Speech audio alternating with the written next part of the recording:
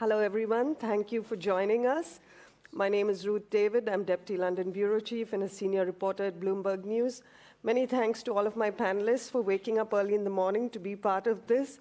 I'm going to start by letting each of you introduce yourselves with your name and title, if we can go from you, Sheikh, and then I'll get right into questions. All right, thank you, Ruth. Ali Al-Thani, I'm the CEO of the Investment Promotion Agency in Qatar. Thank you for having us. It's a good pleasure to be here. Abdurrahman Al-Dhahiban, Managing Director of Google Cloud, Middle East, Turkey, and Africa. Morning, Ruth and everyone. Maurizio Brusadelli, Mondelez International. Probably you know more Oreo, Cadbury, Milka, Toblerone biscuits. And I run Asia Pacific, Middle East, and Africa. My name is Badr Al-Dafa. I am the Special Envoy for Climate Change and Sustainability, the State of Qatar. Good morning. Ali Al-Shabibi, partner at KPMG, based here in Qatar. Nice to meet you. Good morning, everyone. Oliver Ripley, CEO and co-founder of Habitas. Okay, well, let me start with Your Excellency. The world is seeing more news about the importance of ESG than ever before. And yet, yesterday, somebody was talking about the statistic about how this is a record year, 2021, for power generation from coal globally. How can countries wean themselves off such fuels and to more sustainable energy generation? I really did not get the question. We're talking so much about energy being generated from coal. How Yes. do you get away from that and to more sustainable energy generation? Okay. How do you encourage that? Yeah. 3 weeks ago, we were in Copenhagen celebrating 50 years of the first environmental conference that took place in Stockholm. It's called Stockholm Plus 50. The whole concentration was on, of course, with what's going on in Ukraine and the pressure on gas and the need of gas. How do you shift from coal to a cleaner energy? In the last also 4 or 5 months, a lot of officials of mainly European ministers, came to Qatar to ask for supply of gas. Now, before you shift from coal, you have to go to a cleaner source of energy, and gas is the way to go. But Qatar, as a country, could not substitute or fill up the market with its gas because we already have customers, we already have a climate. These are 20 years contract. Now, also when it comes to coals, I think it's a very complicated issue because this is an industry, especially in big countries, emerging countries like China, Indonesia. In order for them to, Australia is also one of the big producers, but what do you do with the workforce, the union, the labor? So it is really more complicated than what we think. This is a very long process. It will not happen soon. I think this is one. Two, we also have to put in mind the priorities in other countries. I think we have to create a common ground with less developing countries because really climate change is not a priority for poor countries. Their main issue or challenge is really securing food for their population. So we have to put in mind all these factors in order to reach a reasonable level of sustainability.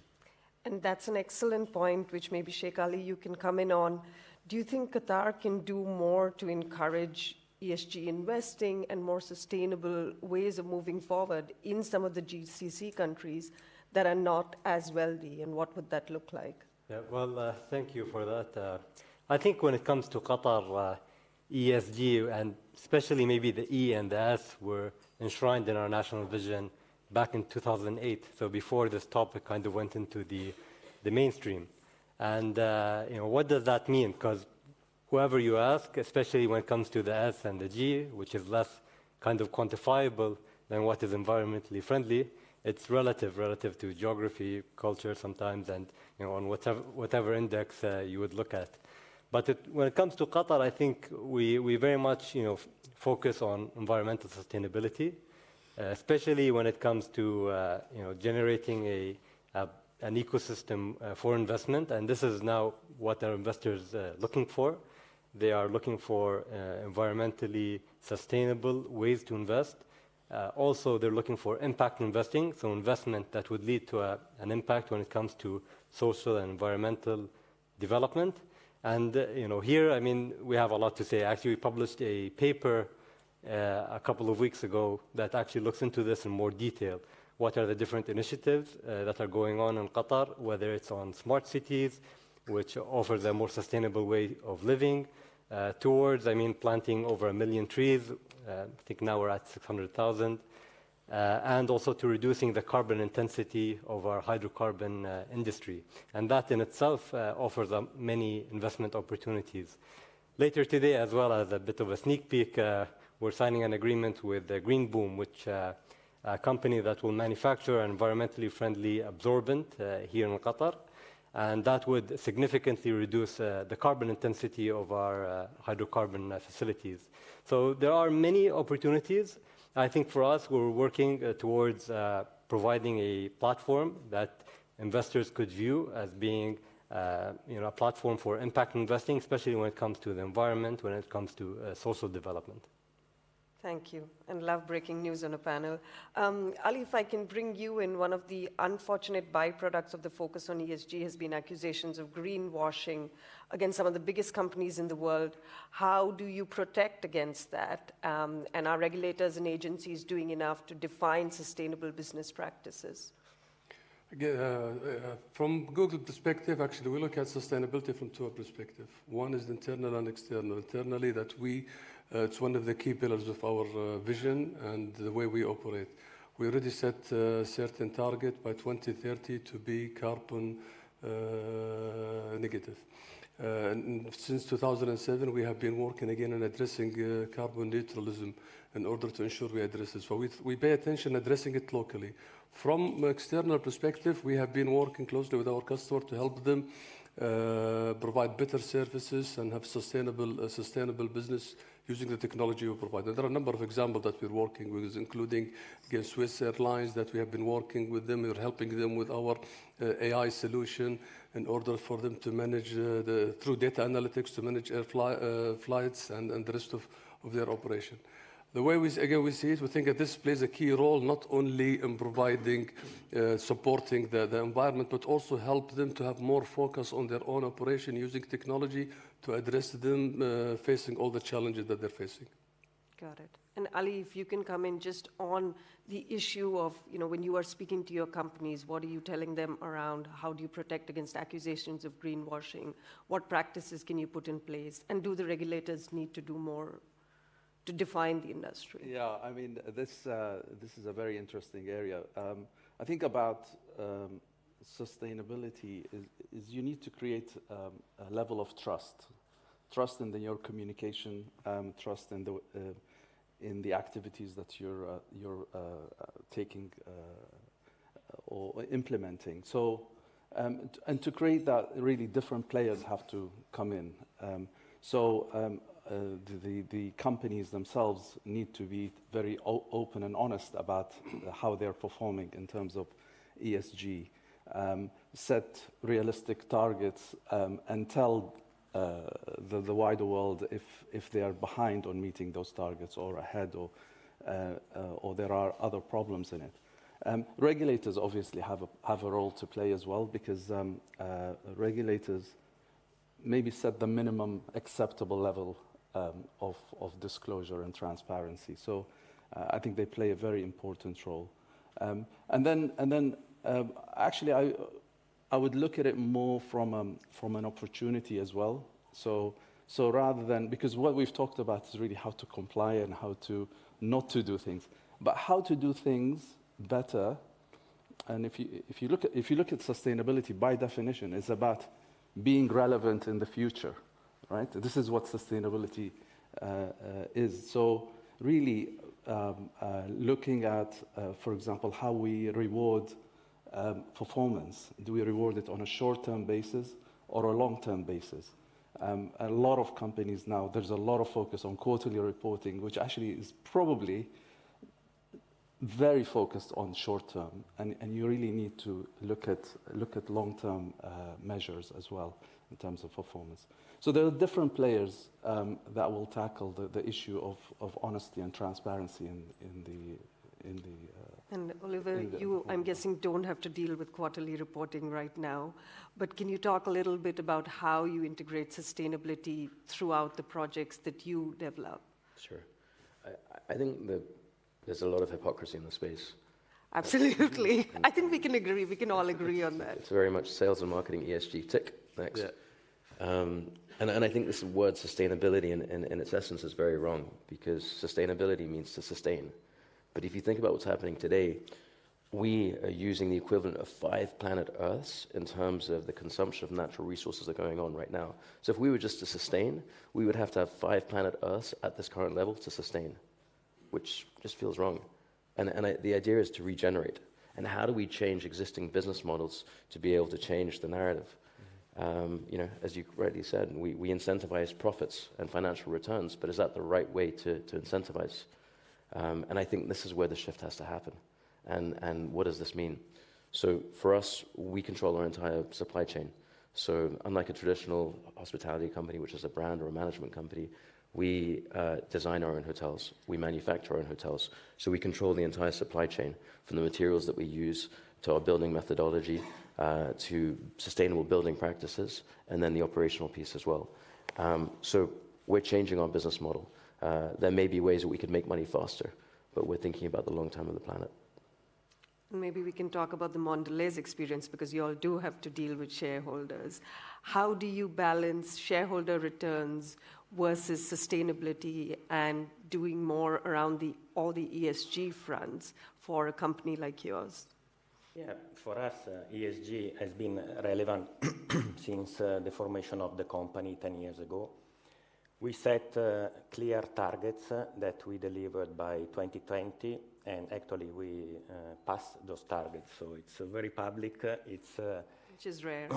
It is in a Snacking Made Right report, and we decided to focus on 4 issues. One is obviously safety of our products and our colleagues. The second one is to make sure that we sustainable source our ingredients, because if I think about CO2 emission, 70% of our emission are scope 3, so outside the company. And we have program like Coco Life, which is a program that we started exactly at the beginning of the company with the aim to invest $400 million to ensure first that there will be cocoa available in the future, to improve the livelihoods of farmers. We touch more than 200,000 farmers, to avoid deforestation, and to continue to work with them to give back in 2 ways, reducing the impact on the planet and being positive on the communities we touch. So very important. In fact, now sustainability is the 4th pillar of our strategy, and we just announced this 2 months ago. I think you said well, it is a balance between short and long term, but a purpose-led sustainable company is the only one that will do well and survive for all stakeholders. So that's the way we manage. Absolutely. And, you know, just speaking about companies are purpose-led internally, but then do you need to give them incentives to focus on ESG? And Your Excellency, maybe if we can talk a little bit about the experience in Qatar. You know, you're building the world's largest LNG refinery as part of the sustainability push. What has that been like, and do you need to give companies incentives to come in and be part of the project? I think the process have already started in Qatar. Maybe Qatar is one of the, I could say, leading countries with the ESG, whether it's the public sector or the private sector. Our banking system, I think Sheikh Ali have talked a bit about this, have already really started. I also happen to be on the board of one of the banks here in Qatar, so I follow up closely of where we are and what we are planning in for the future. But really, for me, most important is to educate our public. I think the public have to be aware. What does ESG means? Somebody has to explain this to the public. What is the relation and concern? If we are talking about sustainability, I'll give actually a very specific examples. You know, as Muslims, we have to wash 5 times a day in preparing for the prayers. The way we did it before is we opened the tap water and a lot of waste goes on during this process. Now I think with the specific programs from the concerned ministry, they started using smart faucets. They also recirculate the water. That also is educating your own public, because what is sustainability really in the long run? Is using the little and keeping the rest for the future, because the overall picture is not positive. We're going to next week to Lisbon in Portugal to discuss a very important subject. I'm sorry I'm moving to this, but I'm just trying to put pieces together. And in the desert, water is very important. That was actually one of my questions. So a lot of dumping of especially plastic in rivers and in lake that goes to the oceans. Then it affects the marine life, it affects whales, it affects sea lions, it even affects some birds when they eat these. So you end up with a damage that is done directly to our environment. Now, I think if we have like a public program educating our public of how important to conserve, how important to sustain, I think that would be really the right step and the right direction. We're sitting here in a 5-star hotel talking about so important subject, but we really have to pass this to the public so they understand the importance of this subject and how to deal with it and how to follow it in order to, especially younger generation. Absolutely. And on the water question, Oliver, I wanted to ask you, building resorts in the desert where you want to give the consumer the best experience, but you also have to conserve water, which is such a precious resource here. How do you balance those two? And what's the experience been for you? I think, again, going back to this idea of sustainability being expensive, it's not. You just have to be resourceful. And there are a lot of new practices which we can implement that allow us to be resourceful. The construction industry, we're talking about a lot of growth that's happening. Construction industry is responsible for about 40% of the global emissions right now in the world. That's the equivalent, I think, to the city of Paris being built every 7 days. If you think about and visualize how incredible that is.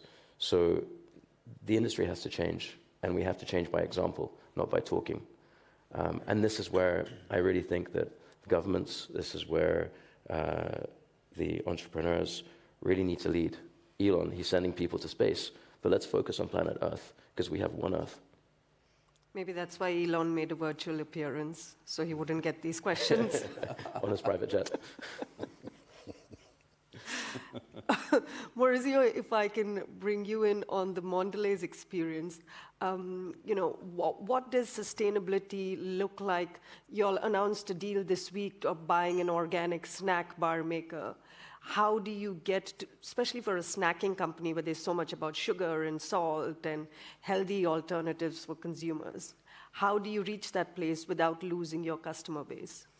I think we have to give consumers option. So our focus obviously is consumer well-being, but I think for all of us a piece of chocolate is a piece of chocolate. But what we do is give option. So first of all, reducing the size and making sure that there is portion control.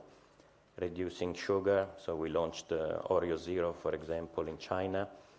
Acquiring company like Who that is producing a complete vegan chocolate, or Cliff, as you just said, the leader in North America on protein bars. So that's our intention, is to make sure that everyone can enjoy snacking in the right way, and more importantly, produced in the right way. That's why the focus on sustainable ingredients, the focus on farmers, the focus on certification, and obviously the reduction of CO2, waste, water is very, very important. So, and consumers are looking into it, I agree with you. They have to know, but especially the young generation, they're making choices based on the brand, and if the brand is really behind sustainability. So that's why for us the strategy is really embedded as well in every brand, the communication, the packaging that we use, the kind of packaging that we use. So today we have 95% of our packaging that is already recyclable, and we want to go to 100% by 2025, which is obviously good. But then we have to work with government and association to make sure that people would recycle the packaging. So that's, I think, the challenge for all of us, to really work together, create one set of standards, because having different standards is not easy as well, and then continue to work to protect the planet for my kids, the kids of the kids, and the next generations. Yes, I mean, you need governments as stakeholders, you also need investors. Ali, I'm wondering if you can give some insights. You know, we hear investors being so much more vocal about ESG now, but are they willing to give up returns in order for companies to make those transitions, which are not always cheap? What's your experience speaking to boards and CEOs? Now, I disagree with the premise that sustainability means lower returns. In fact,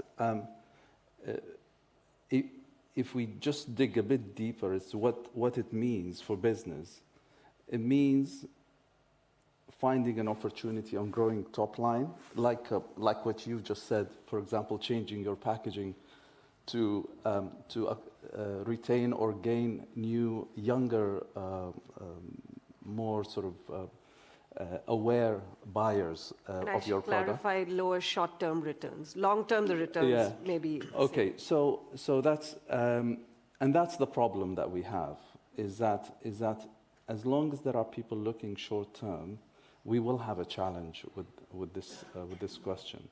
But there are many investors today, and in fact, I was talking to somebody yesterday who were looking to raise money to launch a new business, and they struggled a lot until they chose a niche which is really to promote clean energy, and they found the investor, and it's a significant amount. I mean, I cannot say much, but it was a very exciting to see, because they've been working on this for almost 3 years, trying to launch this business. So there are investors who are looking at this. I think especially, you know, if you look in the context locally here, and we deal a lot with local clients here, attracting foreign investment, you really need to up the game on the how you perform in terms of sustainability. You attract a lot more. You cast the net a lot wider, I think. And speaking of raising money, Sheikh Ali, if I can bring you in, you know, Qatar said last month that they're planning to issue green bonds as part of their ESG push. Can you talk a little bit about those plans and the thinking behind that? Yeah, well, definitely. I think there is a plan to.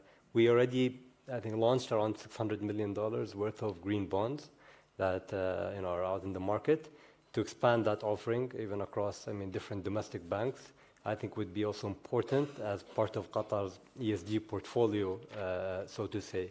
And also, I think a comment that Ali made was really interesting, is how can you achieve a sustainable growth for environmentally friendly kind of project without impacting alpha or your profits, right?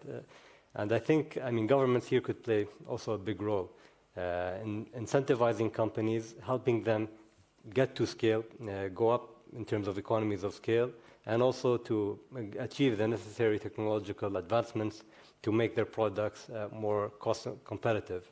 It's something that we are doing, even as an agency, when it comes to supporting projects that help Qatar in terms of furthering ESG. And I think, this would really, play a pivotal role as well. Because, sometimes, when you go into a project that, on its face is environmentally friendly, it could not be sustainable in the short term. So how do we solve for that? And it's a question that we're thinking very hard about. Abdul Rahman, Google is a company that raised one of the largest green bonds in the world way before others were doing it. Is that something that you all would be looking at doing in the Middle East as well? And what has the experience been around pushing sustainability in this region for the company? As just indicated earlier, sustainability is one of the key pillars of our vision. And what we do globally, we try to implement regionally and locally, specifically in Qatar and the rest of the area. We believe that from a technology point of view, that we can play a vital role in driving digital transformation of organization. That does not necessarily address their business challenges, but in a way it will address the sustainability. As I mentioned to you earlier, the solution we provide from an AI point of view, artificial intelligence, from our own experience, using our own data center, the efficiency of coding, for example, that would require human interaction has been reduced to almost 50%. That itself contributes to saving and addressing the sustainability. The way we see it is trying to do something good for the world while maintaining business values. And that's what we try to provide to our customer. In the region, we have already announced launching a data center in Qatar and one in Saudi later on. The key structure of our investment is based on sustainability. While we maintain carbon neutral until we achieve our objective to be carbon negative by 2030, providing renewable energy, that itself will contribute to the sustainability, will be in alignment with a country like Qatar looking into their strategy of addressing ESG. In a way, it addresses that. But that's how we look at it holistically.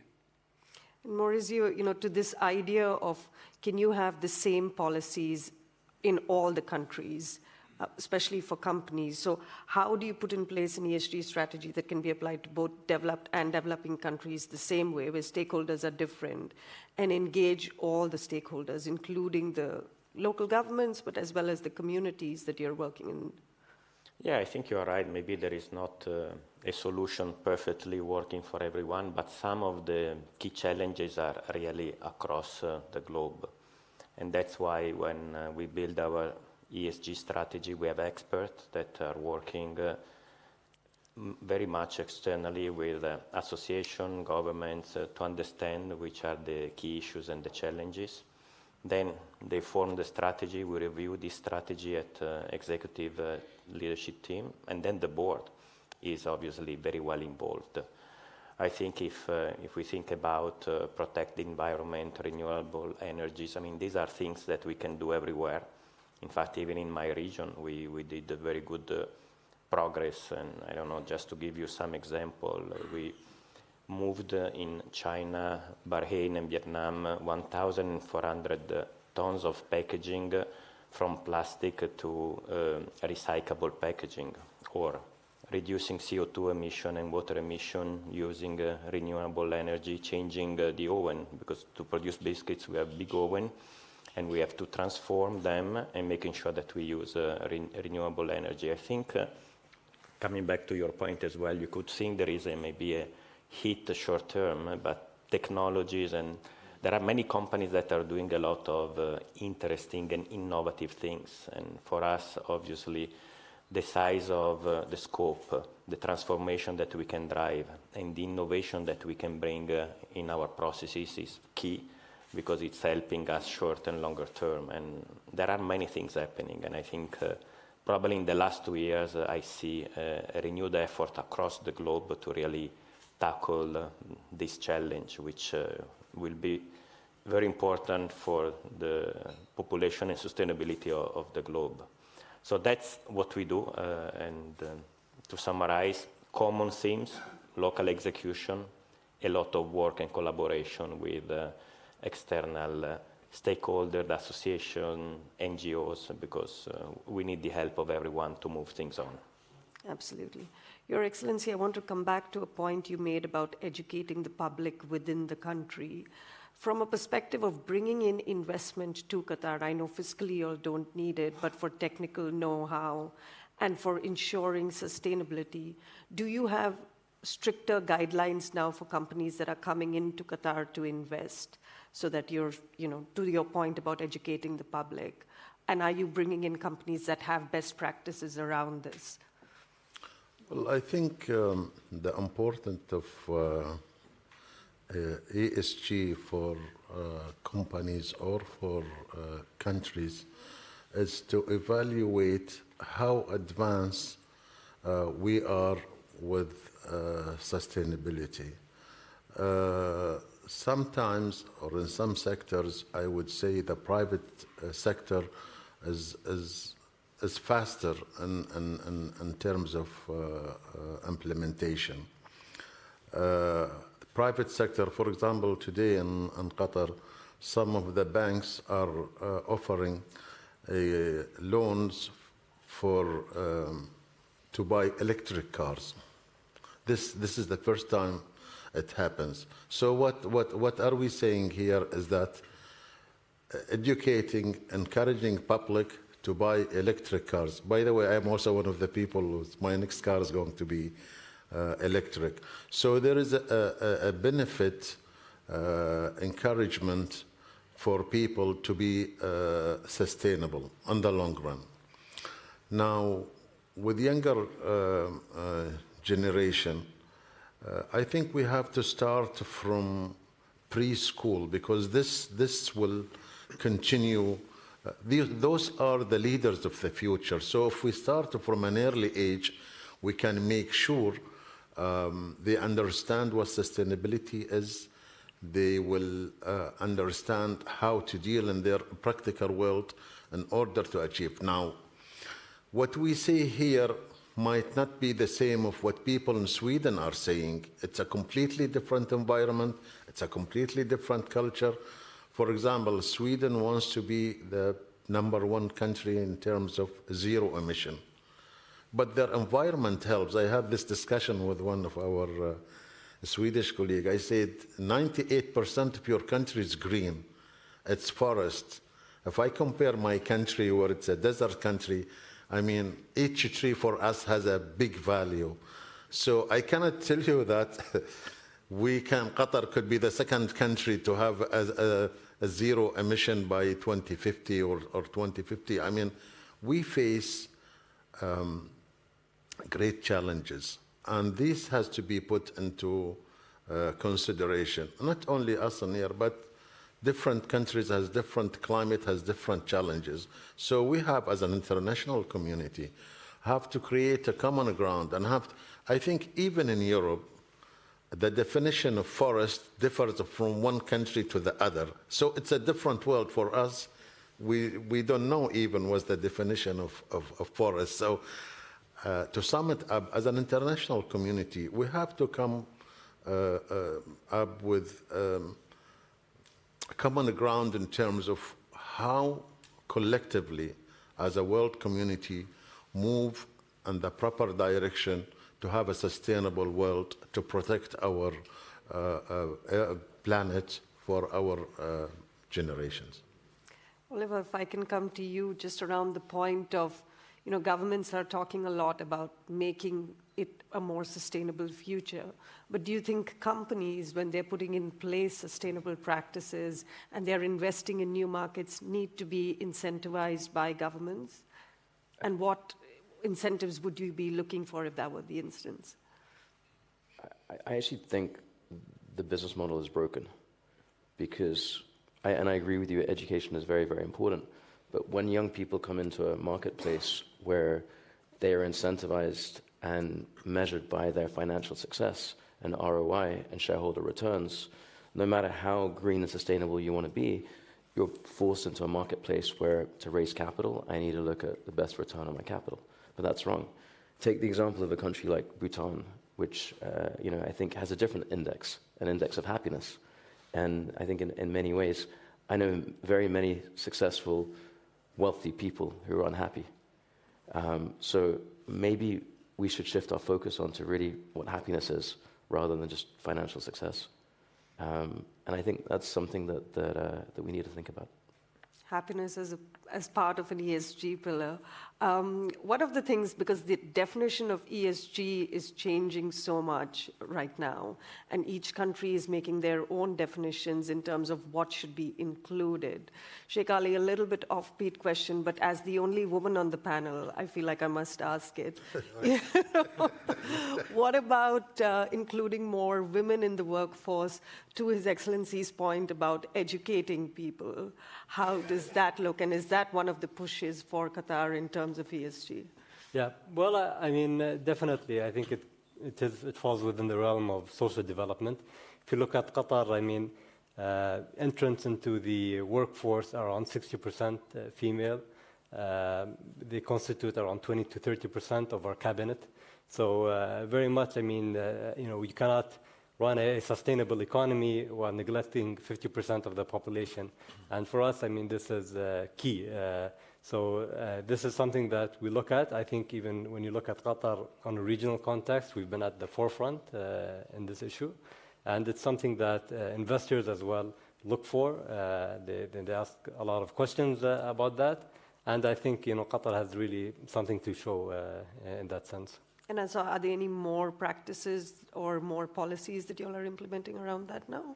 No, definitely. I think, this is a continuous track within the social development program as part of Qatar's national vision when it comes to the empowerment of women, when it comes to creating a more sustainable environment, and also with regards to the various different issues and challenges that we face here today. So I think this is a long-term project, and there will be continual developments in this space. And just on the broader definition of ESG, Abdul Rahman, if I can bring you in, recently executives at Apple and Google said that they would include privacy as part of the ESG pillars, right? I mean, what is the experience for Google around that in the Middle East, and what are some of the challenges that you're seeing around it? I think if you go to since the invention of the idea of ESG, the beginning of 2000, 2004, the evolution has gone through many processes, from the government perspective until now on the private sector. Looking into that, now this has become now a key strategy of every CEO's agenda. 5 years ago, you talk anyone about sustainability or ESG, probably only the top Fortune companies are taking this into consideration. But now, and I think it goes throughout the hierarchy. And I think that would lead again to what His Excellency the Ambassador mentioned earlier on the education. I think in the next maybe 3 to 5 years, you're going to see this at the education level. From, again, Google perspective, I believe privacy is a key element of what we offer. Google is a wider organization providing solutions that give accessibility to many aspects. We apply the AI, the artificial intelligence, machine learning, enabling us to protect the privacy of people, because we believe that it's not only addressing the privacy and security point of view, but it also contribute to the efficiency of what they offer. And I'm sure the other companies like Apple and the rest probably doing the same. Absolutely. Ali, if I can bring you in with the Middle East lens, what are some of the key challenges that you see to companies implementing their ESG strategies and even governments doing so?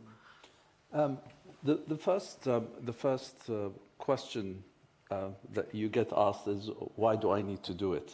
And I think we've all asked the question, we've heard the question, I should say. And is this listed companies or private companies more? I think a mixture. And I'm not saying it in a negative way, but really not understanding, I think, where does this lead to? And not having a view of, what is, if I invest, and you need to invest, you have to change processes, you have to, educate your workforce, you educate your customers, your suppliers about what you need. So there's a bit of transformation to be done. So the question is, well, and going back to your point, going back to a monetary value in terms of determining whether I should proceed in this direction or not. But actually, what we see is if you spend time really understanding the implications on your business, from a risk and from an opportunity, because undoubtedly there are risks. I mean, climate is a risk to every business, and I will argue till tomorrow to explain why a climate risk is a risk to your business, whichever industry you're in. So you really need to do your part to tackle this risk and how it impacts your business. And the same thing applies to social issues, same applies to governance, transparency. So really by dealing with these, you are ensuring that your business is there tomorrow. And this is the sort of the general way of talking to our clients in terms of explaining why you need to do it. Because if you don't do it in 10 years' time, probably you won't be around. Probably. Maybe not everybody, but if you don't do anything about it, you will not be able to deal with customers. Your suppliers would have moved on. You will be irrelevant, and it's a very fast-moving space. And the reason why it is urgent is because the climate is changing, right? This is a straight line, and you can't do anything. The only thing you do about it is collectively, as a community, as a business community, deal with the issues. And everybody has to do it. I think what would help is if regulators were clear about what is the requirements, if the reporting standards converge, for example, to help companies really measure performance against each other. There's a lot of things in the framework that need to be done to encourage or speed up the process. But I can assure you, this is not going to be a choice very soon. It'll have to be done.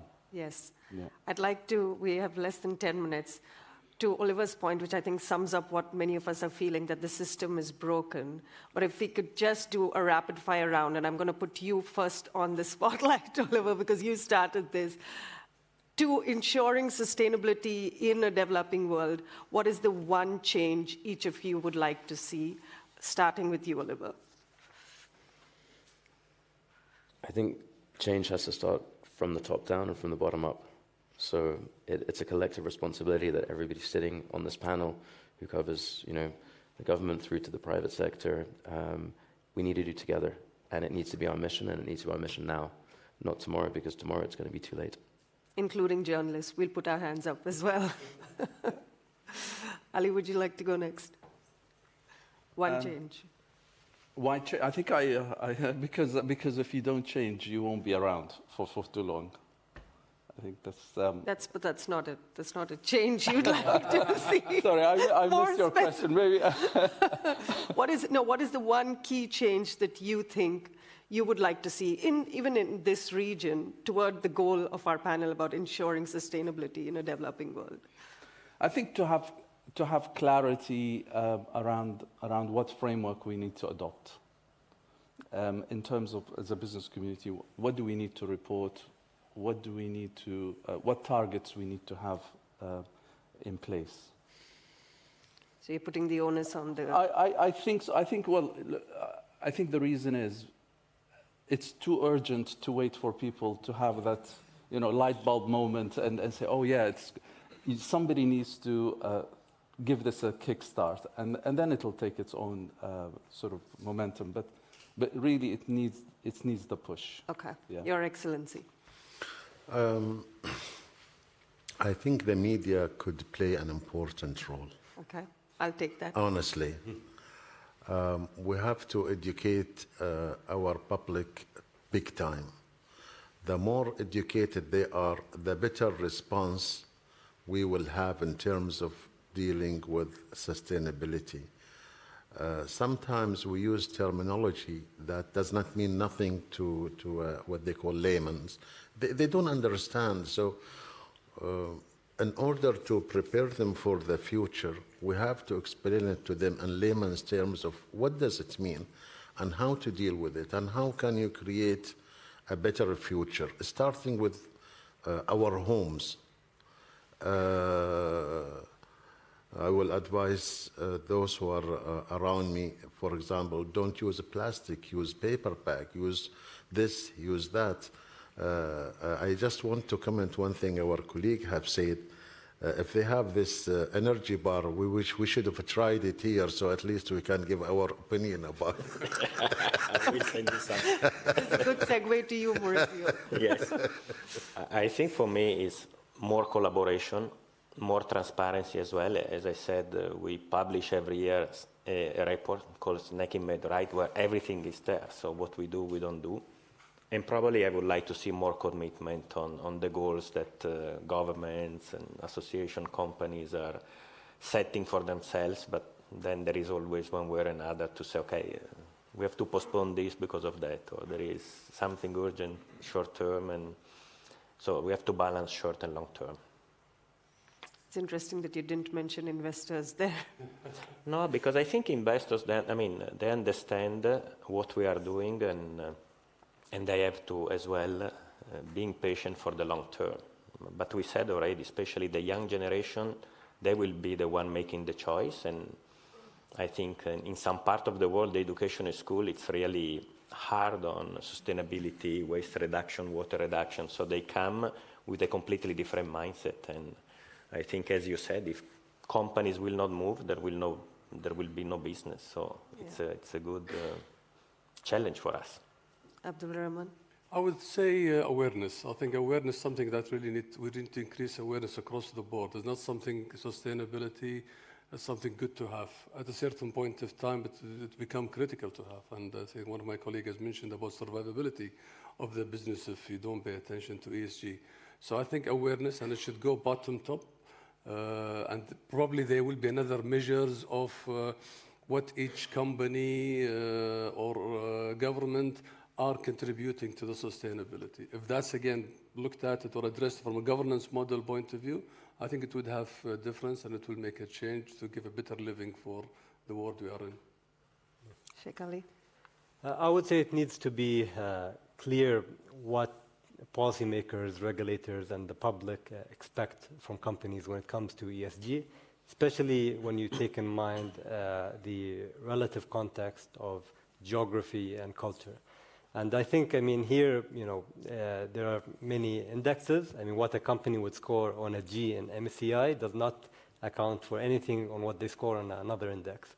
So it would really take, I think, a multi-stakeholder approach to kind of come up to an understanding of what ESG means, and especially what it means to different cultures, to different geographies, and to different economies.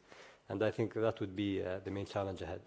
So are you calling for more indexes, but that are country-specific, or? No, I would say, if you go back into the past, how did people really adopt ESG? They would adopt it in terms of value or impact investing. So they would invest on the basis of their own morals and values. And this, even in Qatar, when you talk to, a good example I would maybe show is my family, right? They would only invest in Islamic-compliant projects, so things that does not have anything to do with tobacco, alcohol, usury, and so on. So now going in, when that comes into the mainstream, the issue is what is the understanding that people have of ESG? What are the values that, on a global basis, people would share? And I think this is, the differences here are going to remain, and that would be a challenge going to the future. Got it. Well, and I think my takeaway from this is that I need to write more clear stories that the young people can understand. So I will try to do that. Thank you all so much for a very interesting panel, and thank you to our audience for listening. I hope you have a great day, and I hope you enjoy the rest of the Qatar Summit. Thank you. Thank you. Thank you.